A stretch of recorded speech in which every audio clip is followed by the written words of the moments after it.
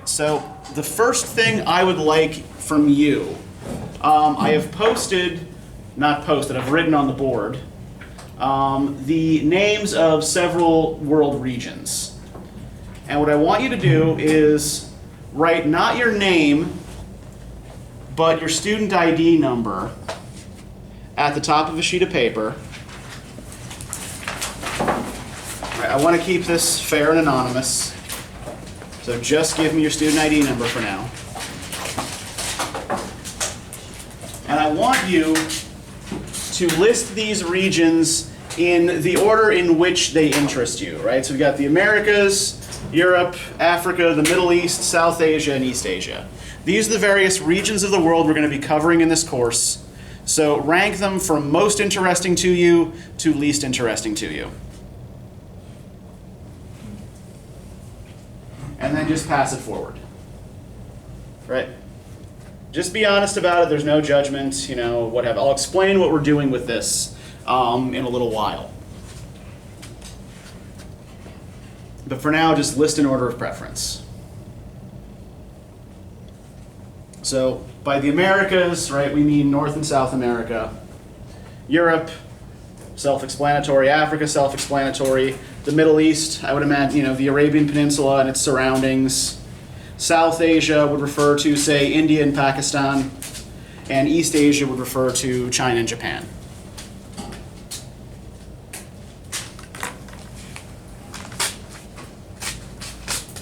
And once you have a list completed, then just pass it forward.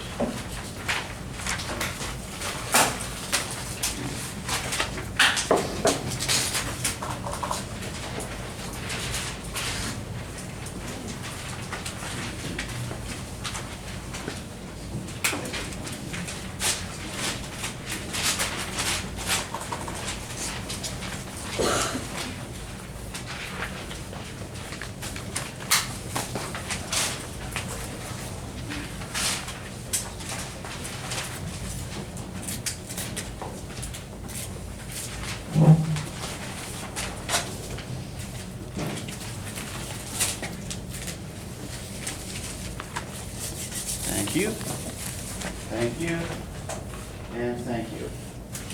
Okay.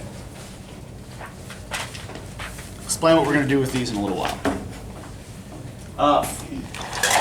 But for now, we're just going to briefly review the syllabus. And of course, because the screensaver is over-aggressive, I have to log back in.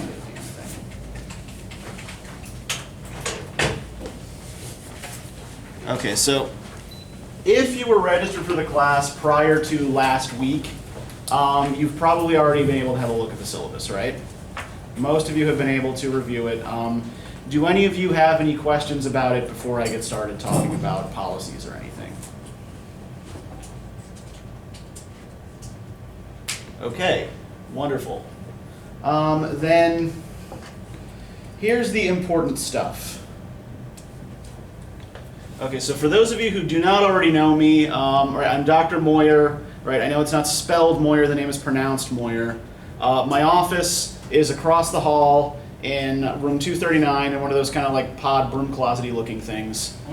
And if you need to get in touch with me, the best way to do so is by using my campus email, right? michael.moyer@gsw.edu. Don't call my office. I'm only there during my office hours. Don't fax me, because why would you fax me? And don't use the email widget in Georgia View. I don't like the Georgia View email. I find it confusing and difficult to navigate, so I don't use it. So if you try to contact me through Georgia View, your email is just going to sit there. Right. So please make sure that if you need to get in touch with me, this is the way to do it. I'm usually really good about responding to email. Generally, I will respond within 24 hours. My office hours are Monday, Wednesday, 11 to 1:30, Tuesday, Thursday, 11 to 12. These are the times that I have to be in the office. They're not the only times I can be in the office. So if you need to meet with me but cannot see me during regular office hours, shoot me an email or talk to me after class and we can set up an appointment. Okay, now, the required textbook for this course, it's actually a set of 3. It's Norton Anthology of World Literature, 3rd edition, package 1. So volumes A, B, and C. Volume A looks like this. Now, I get that textbooks are expensive. And the state, in its infinite wisdom, has decided that it doesn't like to release your aid money to you until you already prove you're going to class. However, it will prevent you from participating in class by not giving you the aid money to buy the books, so it's, yeah, genius. Brilliant system. Right. Anything to prevent sponging, right? Yeah.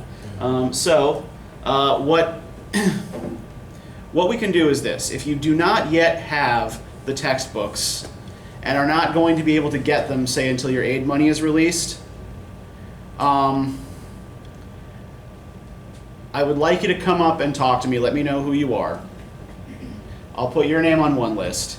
If you have the books and are willing to temporarily share them with someone else, with the understanding that that someone else will be respectful of your property and will not scribble all over your books, then come and let me know as well, right? So let me know if you have the books and are willing to share them. Let me know if you need a book to share. And then I will try to match you up with someone, I'll try to match up those who need books with those who have books. Again, with the understanding that you will eventually acquire your own book, right? The arrangement is meant to be temporary. This is just so that we're all reading the same thing at the same time. And the reason why this is important is because most of the works we're going to be looking at in translation. And translations can vary widely in quality, they can vary widely in tone, right? It's way easier if we're all looking at the same text. Right, so any questions about this? No? We're good? Okay, yes? Is there like an international version of it? Or like a previous version of one work? There are previous versions, but here's the thing. Like I like to throw a lot of things at you that you wouldn't normally get. And the earlier versions of the Norton Anthology of World Lit are very Eurocentric. So most of the works you would get in the older editions are European texts, French, German, what have you, Greek, Latin. I like to give you, Chinese texts, African texts, Indian texts as well, and those by and large aren't present in earlier editions. So that's kind of why I want you to get this edition, when and if you can. And again, if you can't come to an arrangement with someone else, we'll work something else. We'll figure out some way that you can get the readings. But we'll try this little experiment first and see if it works. Any other questions? No? All right, great. So this is how you're going to be graded. There are 2 exams, 2 papers, a group presentation at some point to be determined in the semester. You will also receive 10 points, up to 10 points for participation, right? And by participation, I do not mean just sitting there and twiddling your thumbs or, looking at me for 75 minutes twice a week, right? I want actual participation from you. I want you to ask questions. I want you to I want you to respond to points I make. I want you to respond to points your classmates make, right? Talk to me, talk to each other. Right? This doesn't have to be monologue. You will also be doing, over the course of the semester, 10 in-class writings. A lot of you who've been in class with me before already know what that entails, but for those of you who haven't, essentially what you're going to do is, for each text that we read, you are going to come to class having selected a passage that you think is somehow thematically important, and you're going to write in 12 minutes a short essay on that, right? This is what I think this particular passage means, this is why I think it's important. I'll give you more specific instructions the first time we do it, but just know that this is coming. And these are going to be worth up to 1 point each, right? And then that adds up to 10 points at the end of the term. So the participation, the in-class writing, it may not seem like all that much. Remember, like 10 points is the difference between a C and a D, or a B and a C, or a B and an A, right? So do not simply let these things slide. We'll talk about the exams closer to when they're going to happen. The midterm paper is going to be 2,000 to 2,500 words, and you're going to do a close reading of a single text from the first half of the semester, so anything before midterm. And the specific assignment is already posted to GeorgiaView, so you can go and review it whenever you want to, but we'll talk about it in more detail probably next week or the week after, to give you plenty of time to prepare. The final paper is going to be a 4,000 to 5,000 word research paper. So roughly 8 to 10 pages. You'll need to use 5 secondary sources. But again, we'll talk more about that after midterm. Now, the group presentation. You are going to be assigned groups based on the interests that you have expressed on this sheet that you just passed forward to me, right? So what I'm going to do is shuffle these up like an incompetent blackjack dealer to try to randomize these a bit. I'll look through your preferences and I will try to give everyone a text that matches his or her first choice. Right? I'll try to arrange you into groups that match your first choices. I'm usually able to give people for these sorts of assignments their first or second choice. Bless you. Some choices tend to be much more popular than others. But we won't start doing these presentations probably until about February. So I'll have an assignment sheet for that ready by next time, and I'll have groups ready for you by next time. And that'll be worth a total of 20 points. All these percentages, it's just the number of points it's worth because I'm an English professor and I don't want to have to do advanced math. Okay, right. Policies. Okay, so there is an attendance policy for this course. Videos or no videos. You are permitted 3 unexcused absences. By 3 unexcused absences, I just mean you're permitted 3 absences without any penalty, right? Think of them as personal days at a job. These, if you're sick, if you have some kind of emergency, you can't come to class, whatever, right? This isn't, I just don't feel like showing up today kind of absence. Well, if that's what you want to do, great. But remember that you only have 3 days to do that without incurring any penalties. Bringing me doctor's notes, bringing me doctor's excuses, by and large, isn't going to buy you more absences. You get 3. Now, that said, if you have an ongoing health problem or some kind of family issue that is going to require you to miss a significant amount of class, come talk to me about it and we'll see what we can arrange to accommodate you, right? As long as I know about it, as long as I know what's going on, right, we can make some sort of arrangement. Also, along the same lines, believe it or not, I'm a reasonably easygoing human being.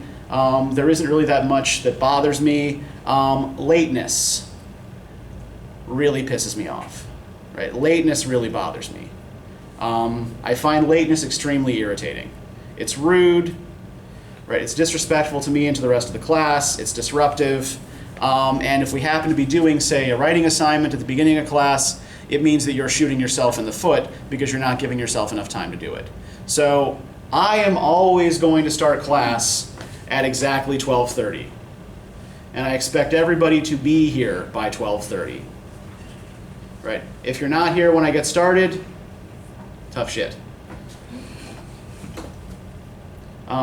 3 tardies will equal 1 absence, right? So if you're someone who is habitually late, this will add up. Now again, I don't want to be unreasonable about this. So I realize that life happens. If something happens, your car breaks down, or you have some sort of emergency that causes you to be late for class, right? Come talk to me about it afterward, and it will probably cool my anger towards you a little bit.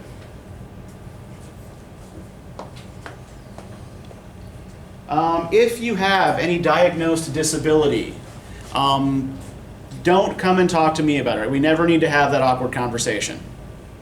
What you do is go to Sanford Hall, top floor, talk to Evelyn Oliver, Disability Services. She will send me a form that will tell me what accommodations you need. She will never tell me what your disability is because that's none of my business. She will just tell me what accommodations you're entitled to, and I will provide those accommodations.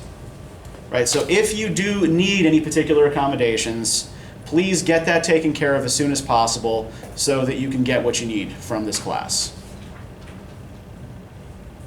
Writing Center, everybody knows where that is, right? You've all been here long enough to be aware of the Writing Center. Most of you have probably been there. Okay, I do want to note that I give extra credit to students who go to the Writing Center for the first and second papers. So please keep that in mind. More details on that when we actually talk about the first paper, but it's worth your time to go. Brief note on academic dishonesty. Yes, go ahead, Sheldon. I'm not familiar with the Writing Center. Oh, you're not? Okay, it's an ACE 104, and they will help you at any stage of the writing process, right? So if you need help generating ideas, you can go talk to them for that. If you need help revising a paper, if you just need help coming up with more stuff, they can help you with that, right? So at any point in your writing process, you can set up an appointment, go talk to a tutor, and they'll help work you through the paper. Yeah, it's an ACE 104, next building over. Okay, here's how academic dishonesty is going to be defined for the purposes of this course. Does this marker work? I hope so. Okay, first,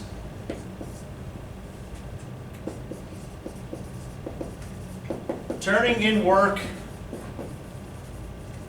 drawn from uncited sources.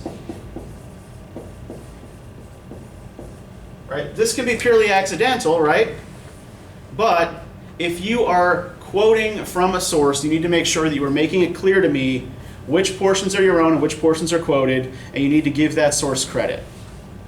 If you are not giving that source credit, if you're not putting the language that's not your own in quotes, the ideas that aren't your own, then that's academic dishonesty.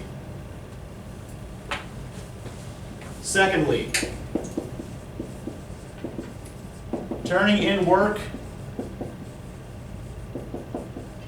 that you didn't do.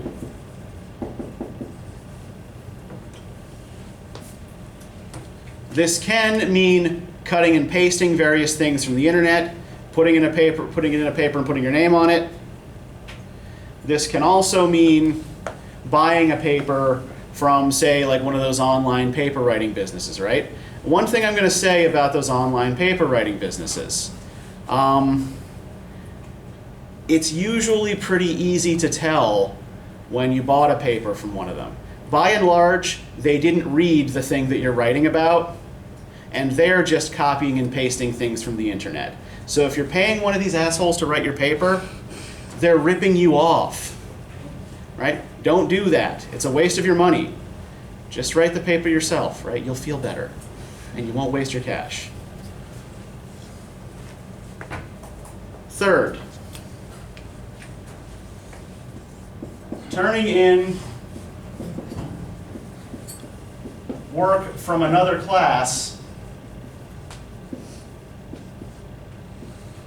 without the permission of both instructors, right?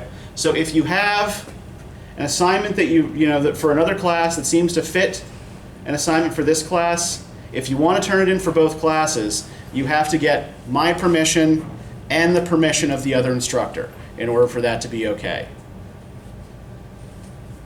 Now, in situations where academic dishonesty is detected, here's what I usually do. First offense for a 2000 level class, it's a 0 on the paper. Right? That's it. 0 on the paper.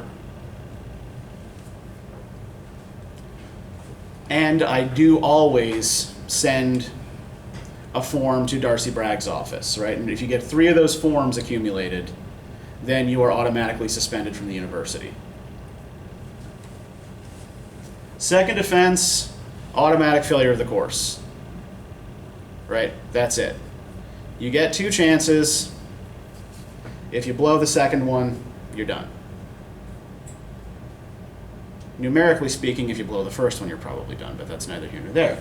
Right. Final little policy note here. As far as cell phones and other electronic devices are concerned, look, like I know that we live in a hyper-connected world, and that many of us are very, very, very attached to our devices.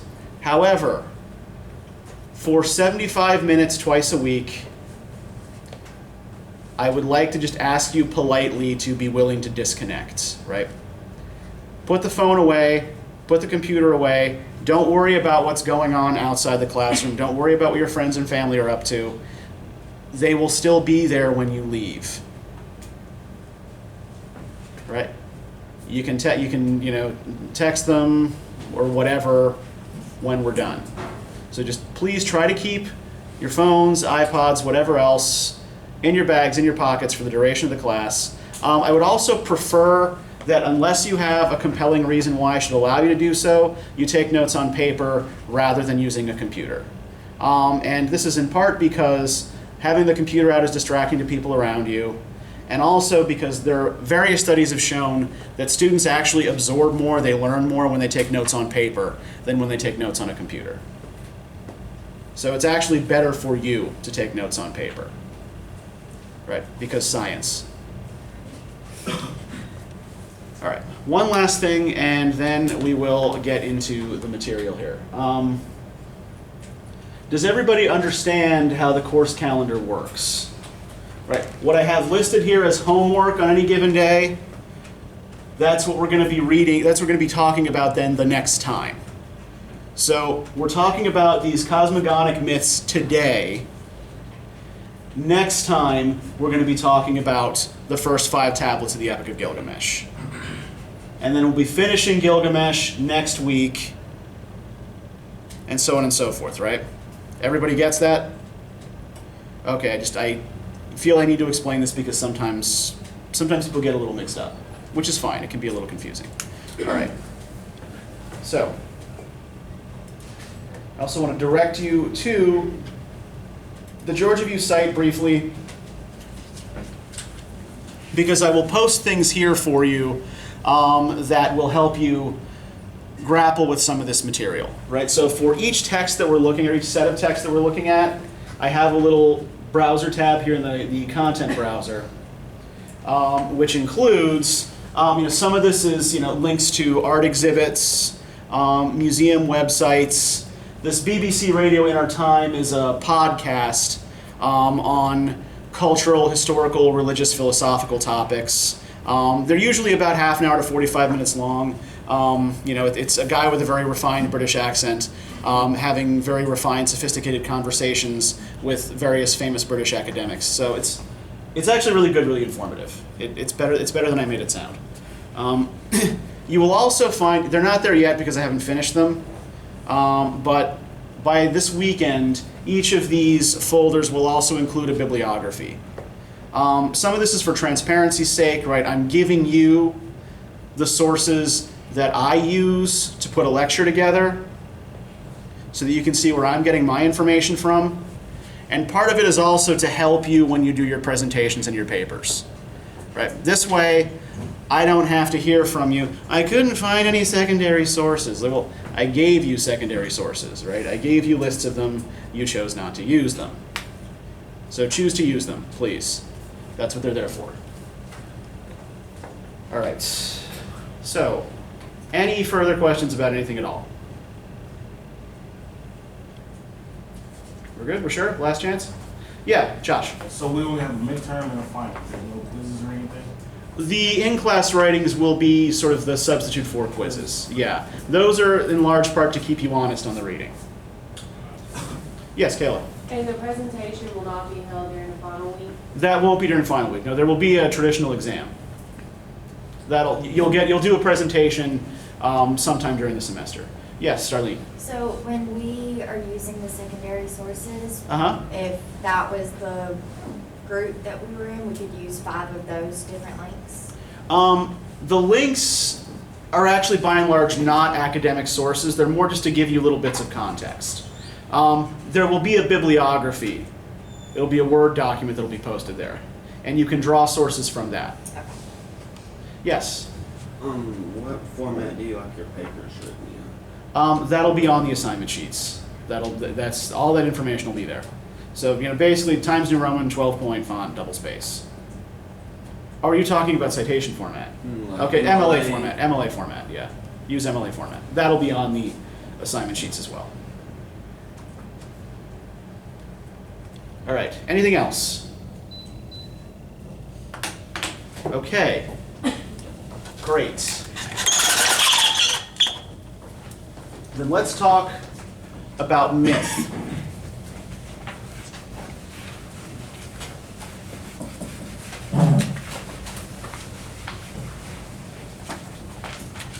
What's a myth?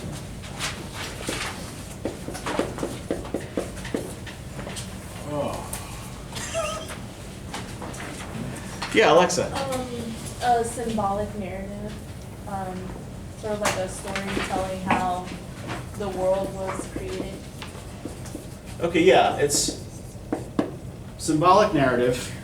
Many of them do involve some sort of creation story, right? The creation of the world, the creation of some sort of social institution, the birth of a particular kingdom. So yeah, they are often creation stories. Good. Yeah, Will. I was just going to say it was a story used to explain a phenomenon.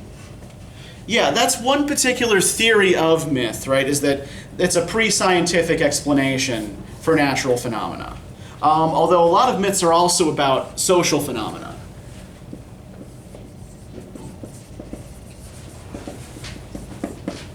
You just had a hand up. Your name was, I'm sorry? Megan. Megan, yes. I would say they're important cultural stories that basically developed cultural understanding. Like typically they use it for teaching purposes. Okay, so the myth is kind of like a widely held belief that's used as kind of like social glue. Right.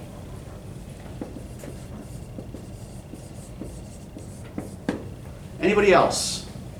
Yeah, Luke. The traditional oral, so you have different perspectives. Okay, yeah, you will find variant versions of a lot of myths, right? You will rarely hear the same myth retold twice in exactly the same way in different sources. Good. And somebody else had a hand up. Yeah, Darlene. Like oral history from Mhm. generation to generation of what happened. Yeah, in some cases, a myth is constructed out of the oral history of a particular group of people. And the actual history often gets lost in the murky depths of the past, right? So we'll see this when we look towards the end of the semester. We're going to be looking at a West African epic that's still a live oral tradition. There is no definitive written text of this epic. It's just passed down by skilled storytellers from generation to generation. And the figure at the center of this epic bears only a passing resemblance to his original historical inspiration.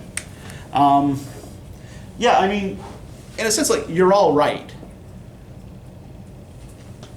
None of these definitions of myth is wrong. And in fact, you've managed to hit on a number of different theoretical perspectives on what myth is and how it operates. Myth is it's one of those kind of murky words that means different things to different people, even amongst scholars, right? So we're going to look in a moment at a couple of different definitions of myth, but I want to start actually with a brief story. And I'm going to warn you, this is probably where I'm going to lose 4 or 5 of you right away. And, you're just going to decide, this is not for me, and I'm just going to drop this class. So, in the late Roman Empire, there was a group of priests called the Galli, singular Gallus. The word is Latin for rooster. That's largely irrelevant to our concerns. Now, the Galli, once a year, would drop a whole lot of magic mushrooms, and new initiates into the cult would ritually castrate themselves. So, it's an order of priests that was made up pretty much entirely of eunuchs, right? Voluntary eunuchs, people who did this to themselves. Now, why would they do this? What does this story have to do with myth? Well, myth often has a ritual base. Ritual often has a mythic basis. Myth often has a ritual basis. The scholars disagree on which comes first, the ritual or the myth. More on that in a moment.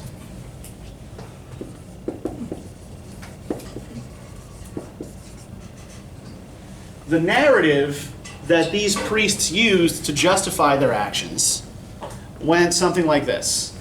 In the beginning, there was this, hermaphroditic being. It was both male and female, right? It was, the most powerful thing in the universe. And somehow it got split. And the male half was reborn as a beautiful boy who grew to manhood somewhere in what is now Turkey.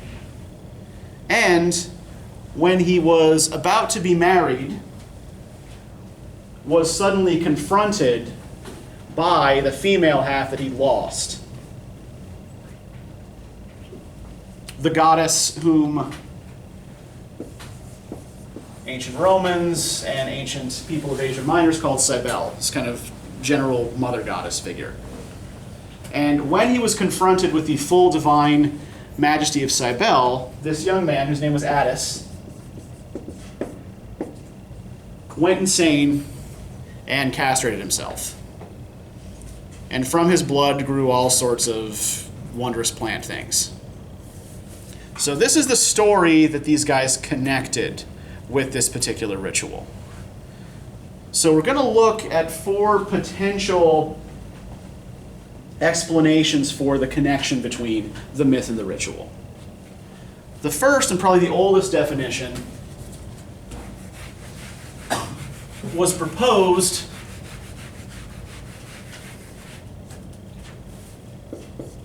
by a Scottish anthropologist named J.G. Fraser, who wrote a book called The Golden Bough.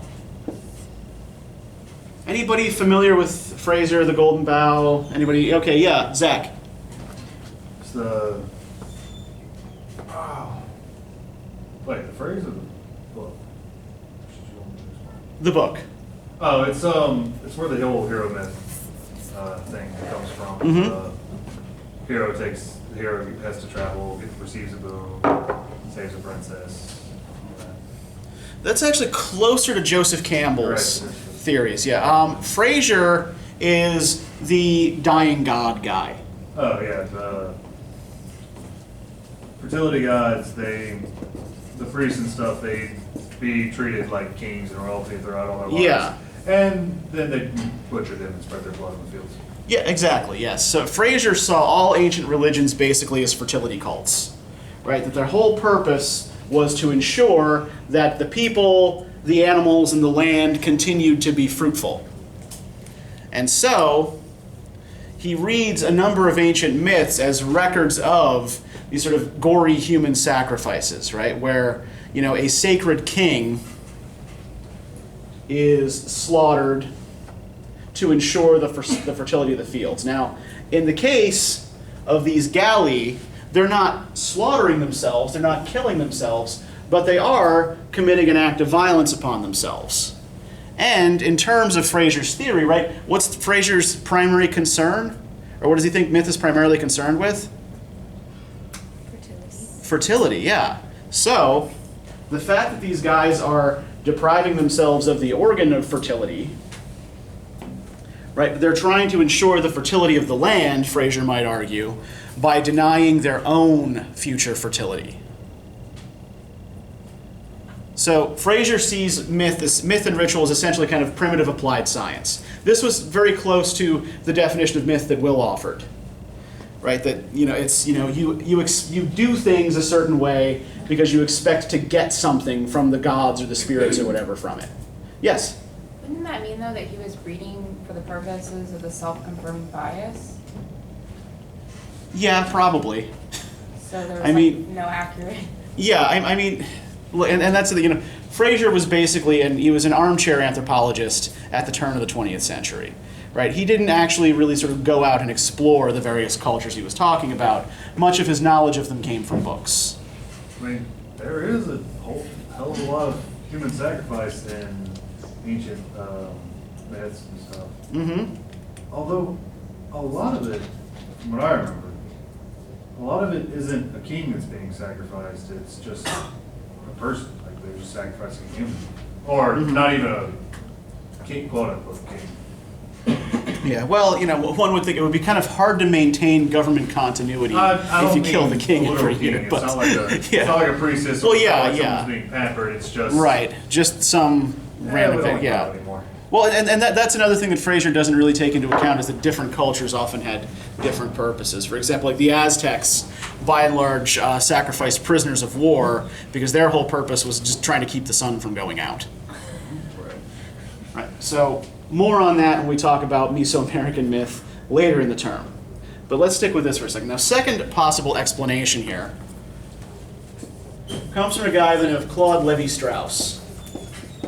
Lévi-Strauss was a Belgian anthropologist, wrote a book called The Savage Mind. And Lévi-Strauss argued that the purpose of any particular myth or ritual is really to try to resolve pairs of opposites, right? To bring opposing forces together into some kind of unified whole. Right? So the pair, the opposition that these priests are working with, right, is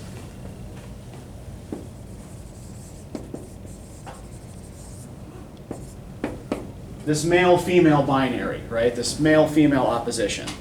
And they're working their way around it by removing their male organ and dressing like women, right? So they are men who are also women.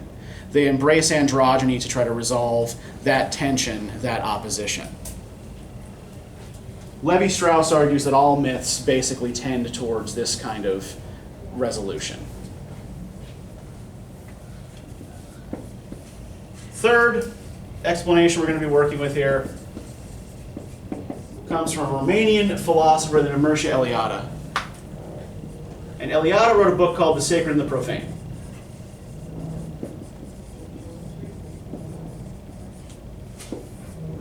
What Eliade is concerned with is myth as act of creation.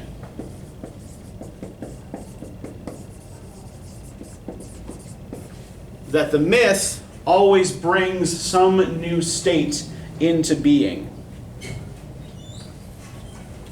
Essentially believes that we create the world largely through language and through storytelling. And that each story you tell creates a new state of affairs within the world, right? Creates a new institution. Creates a new kingdom, creates a new government, creates a new history. So what the Galli are doing is creating a new and different kind of person, right? In a way, within Roman culture, they're creating a kind of third sex. Fourth and final explanation is essentially a reversal of Mircea Eliade's. This comes from a guy named René Girard, wrote a book called Violence in the Sacred.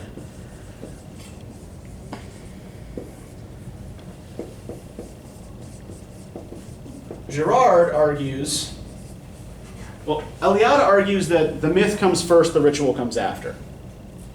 Right? The myth creates the ritual. Girard argues that it actually works the other way. The ritual is something that people are already doing. And then the myth is invented later on in order to justify it. Right? That the Galli started dropping mushrooms and castrating themselves long before they ever invented this story of Attis and Cybele, but eventually forgot why they did it. And so came up with the story of Attis and Cybele to justify this pre-existing practice. And in a lot of ways, the myths that I asked you to read for today are justifications of a particular state of affairs. right? How did these go for you? Did you find these confusing? Yes. Yeah. Okay, and some of that is because only 2 of them are really narratives, and one of them that is a narrative, the earlier narrative, the Enuma Elish, you have in a kind of, truncated form, right? You've only got little excerpts from it that describe Marduk creating not so much the world as sort of the social order of the world, right? He puts one group of gods here, one group of gods here. He establishes his kingship in Babylon, right? He builds the house of the gods in Babylon, that sort of thing, right? So the portion that you read for it is very much concerned with this establishment of social order. So let's look first at those Egyptian myths that are probably much more confusing to you, right? And you didn't find that confusing, Will? I mean, it made sense. Okay, how so? I mean, from Egyptian mythology, in Unis when he died, then he went up to the heavens, then he ate the souls. Mm-hmm. What part of the soul did he eat? Was the Ka? Yeah, the Egyptians divided up the soul into 2 parts, right? The Ba, and I'm going to reveal here to you the incredible shittiness of my artistic skills. The Ba was usually represented as like a bird That's a very good bird. with a human head. So let's just try to make that head look a little more human. Okay, it still looks like a chicken. you get what I'm going for here, though, right? The Ba was represented as a bird with a human face in hieroglyphs.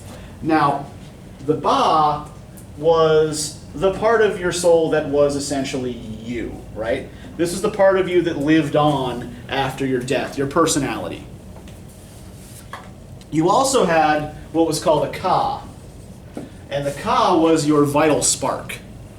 Right, the spark of life within you, the thing that sort of kept your body moving. And when you die, your Ka is extinguished, but your Ba lives on.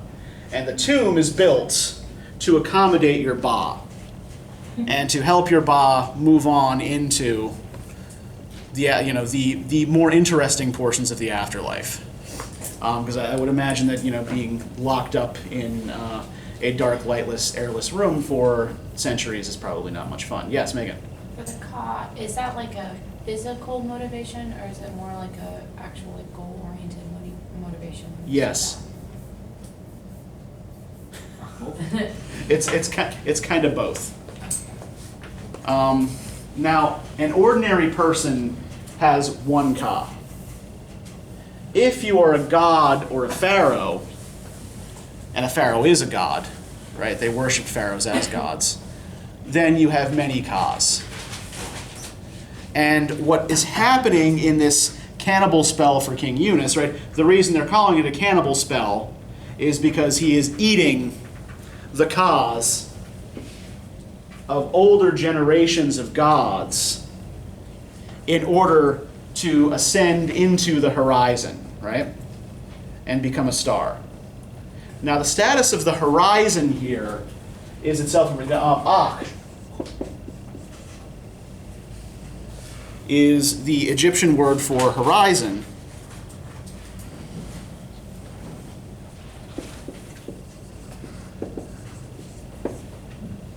The place where the earth and the sky meet.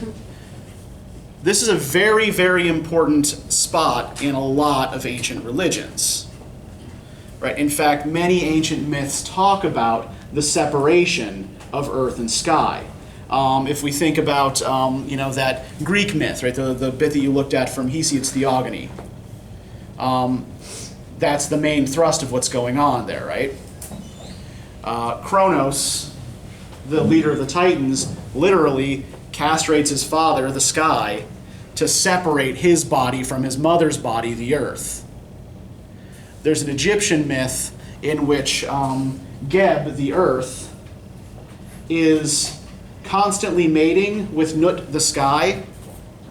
And so in order to get them to stop coupling and producing gods, another god has to stand in between them and hold the body of the sky up so that earth and sky remain separate, right? So the horizon is this place where earth and sky meet. It's what we call a liminal space. Anybody familiar with this term before? Anybody heard this word liminal before? Yeah, okay, Zach, what's liminal mean? It's the meeting between two places. The examples usually used are like crossroads or Mhm. patch of grass right before the woods. Yeah, so like a clearing in a forest. Yeah, that's like, you know, a beach would be a liminal space, right? Anywhere where two things An overlap. oasis almost? Yeah, an oasis, not somebody who's, an oasis is an area of difference within a desert, right? But they're, because of the way things meet, it's supposed to be Mhm. where like the spiritual world and the physical world can meet together or things Yeah. blend. Yeah, right. It's, the liminal spaces are regarded as places where the veil between the spirit world and the mortal world grow thin and beings can cross over, right? And yeah, usually a liminal space is a space that's not quite one thing and not quite another. So, you know, a beach, it's not quite ocean, it's not quite land, but it's kind of both. The horizon is not quite earth, it's not quite sky, it's kind of both. This also refers to human states of being, but we'll talk about that a little bit more when we talk about Gilgamesh, right? So the idea here is to get King Yunus into the horizon where he can become a star. And he is then going to displace elder generations of gods, right? Gods who have come before him, by devouring their vital force, by consuming their vital force. So one thing that this particular myth has in common with the other myths we looked at is what, if we look at this in terms particularly of that Greek myth that we just talked about, who's in conflict in the Greek myth? Which two forces are in, which generations are in conflict? The old and the new. Yeah, it's a father-son dispute, right? The son maims the father and becomes king. Current situation in current.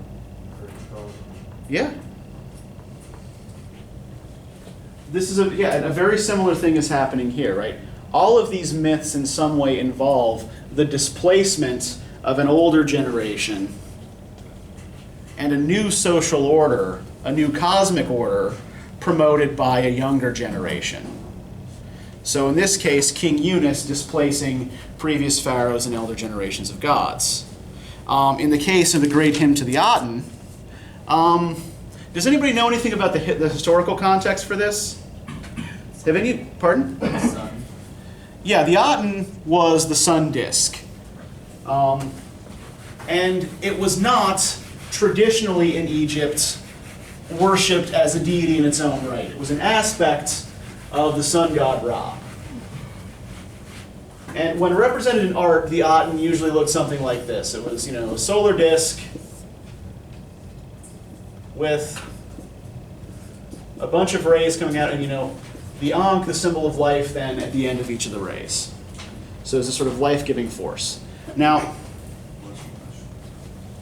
this very, very minor symbol in Egyptian mythology was elevated at a certain point in the Egyptian New Kingdom to the only god worshipped in Egypt by a pharaoh originally named Amenhotep IV, but when he decided to force the whole country to join his new batshit crazy religion, he changed his name to Akhenaten. And the way Akhenaten's religion worked, right? You didn't actually directly worship the Aten, right? You did not directly worship the god. Only the king and members of the royal family were allowed to directly worship the god. Yes? How do you spell that? Spell what? Aten? Aten, A-T-E-N. So, the king and his family worship the god, and everybody else worships the king and his family, who then intercedes for them on behalf of the god. And this particular hymn here is meant to be heard, is meant to be read sort of in the voice of the king, right? This is sort of in the mouth of the king. Right. Splendid you rise in heaven's light land, O living Aten, creator of life. When you have dawned in eastern light land, you fill every land with your beauty. You are beauteous, great, radiant, high over every land. Your rays embrace the lands, to the limit of all that you made. Being ray, you reach their limits. You bend them for the sun whom you love. Though you are far, your rays are on earth. Though one sees you, your strides are unseen. When you set in western light land, earth is in darkness as if in death. One sleeps in chambers, heads covered. One eye does not see another. Were they robbed of their goods that are under their heads, people would not remark it. Every lion comes from its den, all the serpents bite. Darkness hovers, earth is silent, as their maker rests in light land. Earth brightens when you dawn in light land, when you shine as Aten of daytime. As you dispel the dark, as you cast your rays, the two lands are in festivity. Awake they stand on their feet, you have roused them. Bodies cleansed, clothed, their arms adore your appearance. The entire land sets out to work, all beasts browse on their herbs. Trees, herbs are sprouting, birds fly from their nests, their wings greeting your ka. All flocks frisk on their feet, all that fly up in a light, they live when you dawn for them. Ships fare north, fare south as well. Roads lie open when you rise. The fish in the river dart before you. Your rays are in the midst of the sea. So the Aten here is portrayed as the force that sort of animates and agitates all life, right? When the morning sun rises in the east, everything wakes up, comes to life, becomes active. Right? The sun is here the vital force in the universe, and the king is just its servant. So we see here a very different position for the king than we saw in the King Eunice myth, right? The King Eunice myth, the cannibal speller, is all about getting more personal power for the king. In the case of Akhenaten's hymn, it's more about putting the king in the position of servant to some greater power.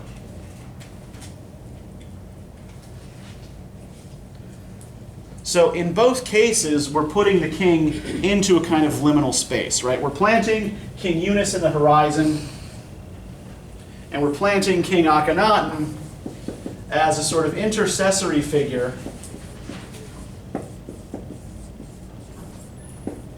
a liminal figure between a divine force and the mortal world.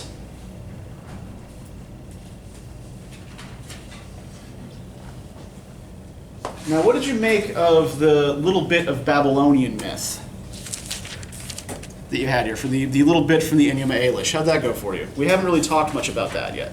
That confused the focus of like Ishra. Pardon? Ishra on Marduk, so that he created that as well. Okay, yeah, right. Ashara, the abode of the gods in heaven. Yeah. What they're not giving you much of here is the context of all of this. I actually think that the anthology kind of chopped this up pretty badly. So here's the basic story for those of you who aren't familiar with it, which I'm assuming is probably most of you. Yes? Yes. Okay. Right. So in the Mesopotamian creation myth,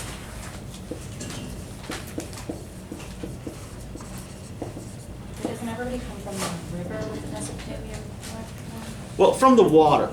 Everybody comes from the water. The two primordial beings, the beings that exist before anything else, are Apsu, who represents fresh water and is male, and Tiamat,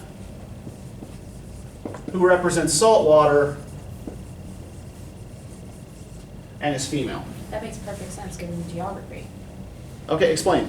Well, Mesopotamia is the land between two rivers. It's one of the very first civilizations. When you look at it, the river comes from the ocean, the water. And they used to have really great luck with it because the water would flood and it would cause the land to become very fertile. So literally everything came from the water from them. Yeah, water is this, and this isn't the only creation myth where we see water as the source of all life.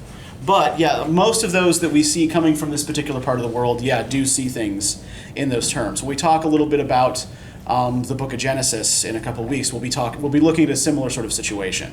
Wasn't it like there was the first 5 classical civilizations, and this was, I mean, it's probably one of the biggest ones of the time. And I don't think it would have been possible if they had any other geographical location. At any rate, all life is born ultimately for the Mesopotamians from the mingling of the fresh water and the salt water, right? So these are, they're two operating binaries from the very beginning, right? Male, female, fresh, salt. Now, eventually, Apsu and Tiamat become upset by all the noise that their descendants, the gods, are making.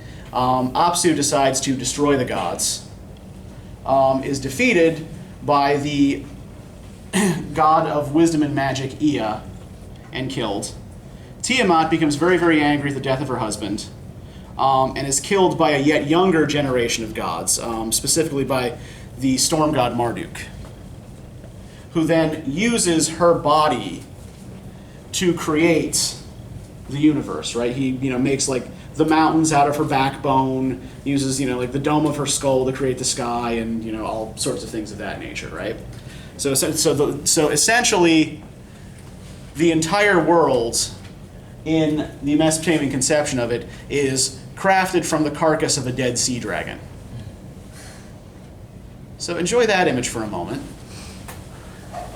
But yeah, what we get here is, Marduk, the new king who's triumphed over the old order, establishing himself as ruler, right? He decides now which gods live in the sky and which gods live in the earth. He decides where the gods will build their dwelling.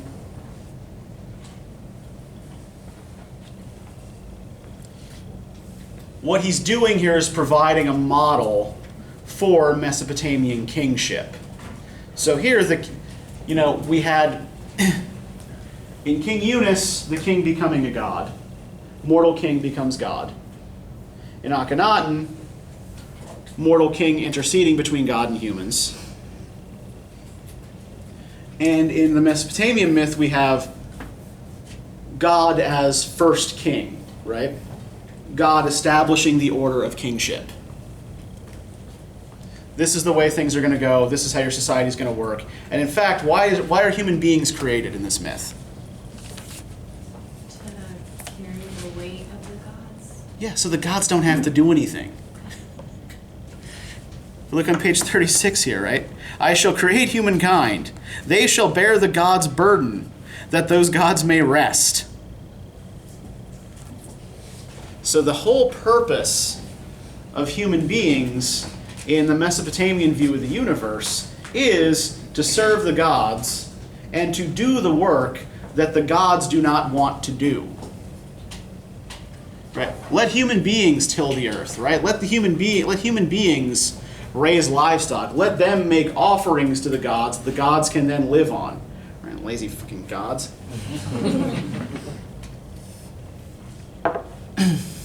So all of these are in some way about establishing where the relationship between the human and the divine actually rests, right?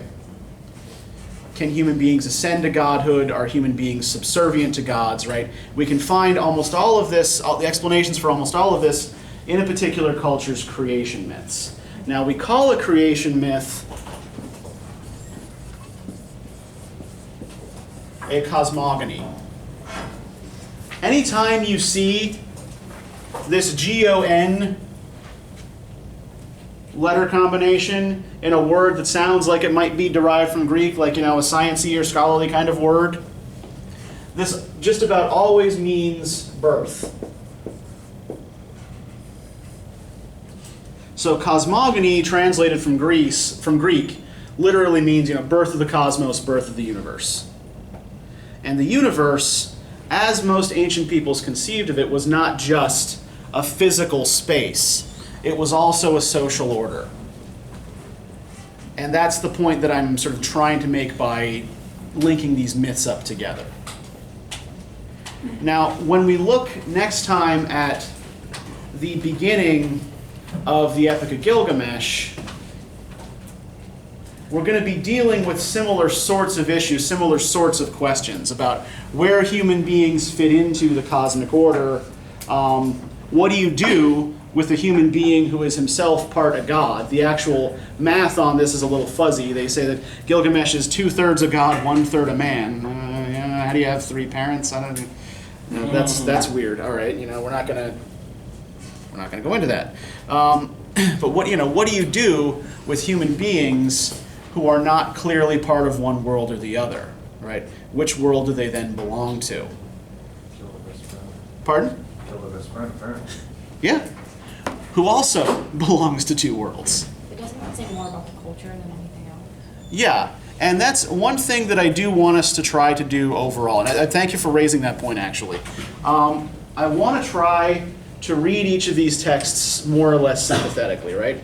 Instead of trying to impose contemporary 20th century values on ancient texts, I want you to try to use these texts to immerse yourselves in a different mindset in a different time period, right? So try to figure out from the texts what the values of these cultures must have been, right?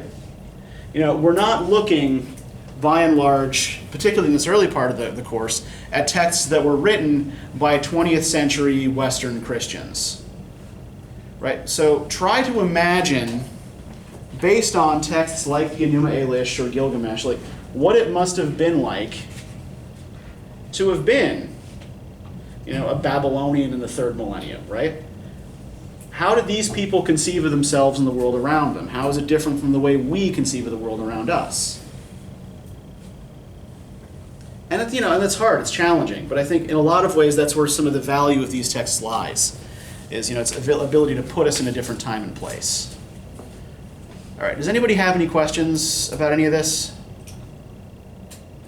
All right, then I have some reading questions for you, just some guide questions. You read the first half of Gilgamesh. I'll put those up on the projector.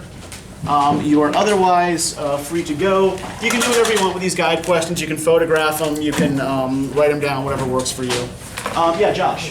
What's the name of your YouTube channel? I'll email the class with a link to it. I mean, you can also just search my name and you'll find the channel. And don't forget, if you have a book to share or if you need to share a book with somebody, please come and talk to me.